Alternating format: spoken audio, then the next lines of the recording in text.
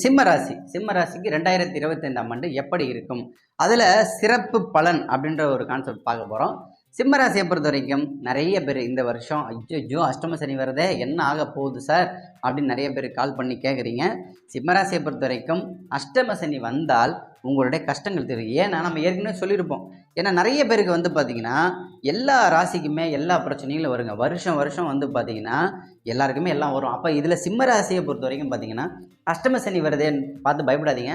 6க்கும் 7க்குரியவர் சனி 8ல் மறையக்குள்ள நம்ம ஏற்கனவே ஆணித்தரமாக சொன்னது தான். 8ல் மறையக்குள்ள திடீர் அதிர்ஷ்டத்தை கொடுப்பார். வெளிநாடு, லாட்ரி, ரேஸு, குதிரை பந்தயம், பணம் எந்த வழிகள்லாம் வருமோ அந்த வழிகளில் சனி கொடுப்பார். சனி மறையும் போது நன்மையை கொடுப்பார்.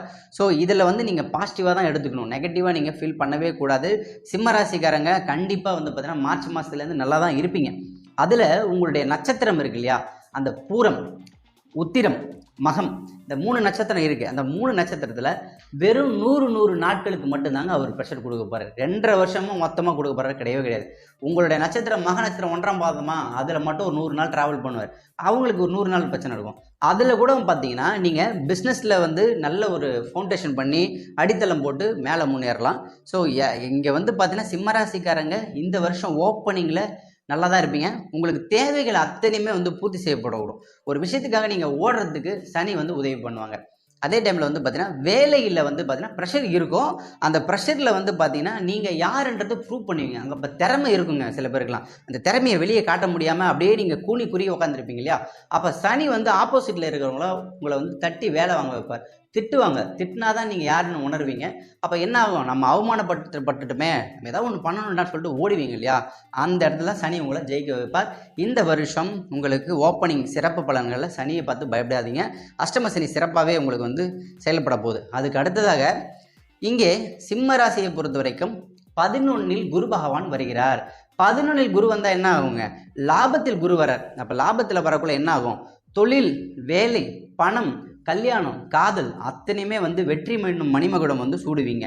11ல் வரக்குள்ள நிறைய பேர் இந்த காதல் தோல்வியும் கல்யாணத்தில் வந்து ஃப்ளாப் ஆகிடுச்சு, கல்யாணம் நின்று போச்சு, காதலில் வந்து எங்கள் அப்பா அம்மா திட்டி எங்களை அமிச்சிட்டாங்க, ஃப்ரெண்ட்ஸ்லாம் சப்போர்ட்டே பண்ணலை, எல்லாருமே அவமானப்படுத்தினாங்க எங்களை அப்படின்றாங்களா, காதல் விஷயங்களில் சிம்மராசிக்காரங்க ஜெயிக்க போகிறாங்க. கல்யாண விஷயங்கள்லையும் வந்து பார்த்தீங்கன்னா இரு மனம் இணையும் திருமணம் இந்த வருஷம் நடக்கும். 11ல் லாபத்தில் குரு வந்தாலே உங்களுக்கு குரு பலன் உண்டுங்க. இப்போ குரு வந்த உடனே சிம்மராசிக்காரங்களுக்கு கல்யாணம் நடக்கும். கல்யாணம் நடந்த உடனே குழந்தைக்கு வந்து காத்து கொண்டிருப்பாரு. அத்தனை பேருக்குமே குழந்தை பாக்கியம் உண்டாகக்கூடும்.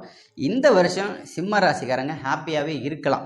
ஸோ நீங்கள் வந்து பயப்படணுன்ற ஒரு விஷயம் எதுவுமே கிடையாது. சிம்ம ராசிக்கு இந்த 2 பெரிய ராஜகிரகங்கள் குரு, சனி, இவங்க 2 பேரும் உங்களுக்கு ஃபேவரபிளாக தான் பண்ண போகிறாங்க.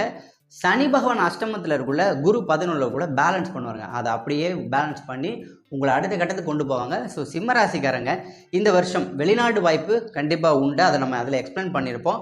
வெளிநாடு வேலை, பணம் திடீர் தர்ஷனம் நம்ம ஏற்கனவே சொல்லியிருப்போம். அது எல்லாமே உங்களுக்கு உண்டாகணும். சிம்மராசிக்காரங்க எதுக்குமே பயப்படாதீங்க. ஸோ உங்களுக்கு இந்த வருஷத்தில் வந்து பார்த்தீங்கன்னா 85% நன்றாக உள்ளது. 15% கொஞ்சம் நமக்கு ஒரு வைப்ரேஷன், பேட் வைப்ரேஷன் இருக்கும். அதை பற்றி நீங்கள் பயப்படாதீங்க. நீங்கள் வந்து ப்ரேயர்ஸ் கண்டிப்பாக பண்ணணும். பொது வழிபாடு சிம்மராசிக்காரங்களுக்கு சிவ வழிபாடு பண்ணுங்கள். மலை மேலே உள்ள தெய்வங்கள் வழிபாடு பண்ணிட்டு வாங்க. ஸோ சிம்மராசியில் உள்ள மக நட்சத்திரம் விநாயகர் வழிபாடு, பூர நட்சத்திரம் ஆண்டாள், மகாலட்சுமி வழிபாடு, காஞ்சி காமாட்சி வழிபாடு பண்ணுங்கள், மற்றும் உத்திரம் சுவாமி ஐயப்பன் வழிபாடு.